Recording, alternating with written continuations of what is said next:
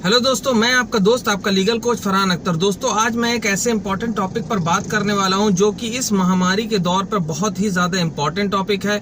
हमारे बहुत सारे व्यापारी भाई कोरोना का शिकार हो चुके, बहुत सारे लोगों की डेथ हो रही है। और इस वक्त जो सबसे बड़ी मुसीबत है वो ये है कि अगर किसी व्यापारी का चलता हुआ बिजनेस है और अचानक से उसकी डेथ हो जाती है तो उसके बाद उसके बिजनेस का क्या होगा, और उसके बिजनेस को अगर उसका कोई उत्तराधिकारी ऑपरेट करना चाहता है तो उसका पूरा प्रोसीजर क्या होगा।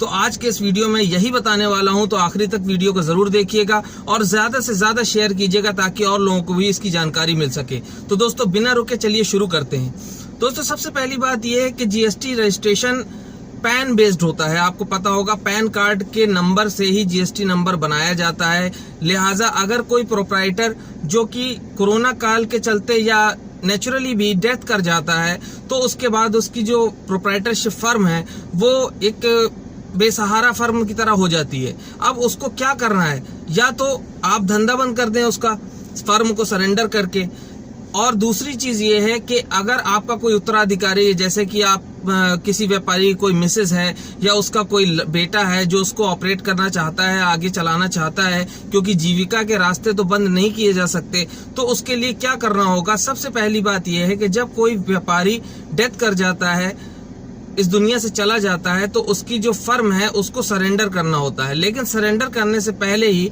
जो उसका उत्तराधिकारी उस फर्म को ऑपरेट करना चाहता है, उस उत्तराधिकारी के पैन नंबर को लगा करके एक नया रजिस्टर ओब्टेन किया जाता है, नया रजिस्ट्रेशन हासिल किया जाता है। और जब नया रजिस्ट्रेशन आपको हासिल हो जाएगा, नया जीएसटी नंबर आपको अलॉट कर दिया जाएगा, तो फिर आपको क्या करना होगा। ITC 02 नाम का एक फॉर्म है जिससे ITC को कैरी फॉरवर्ड किया जाता है एक फर्म से दूसरी फर्म में। तो वहां पर आपको इस फॉर्म को फिलअप करना होगा। आप किस फर्म से फिलअप करेंगे? जो डेथ कर चुके हैं उनकी फर्म से। वहां से ITC 02 जो है फिलअप करके और जो ITC का ट्रांसफर है वो दिया जाता है नए प्रोप्राइटर के फर्म में।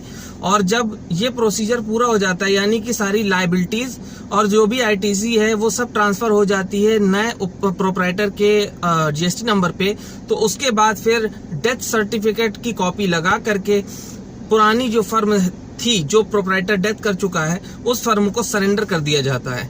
तो ये पूरा प्रोसीजर होता है। इसको समराइज तौर पर मैं एक बार हल्के से बता देता हूँ।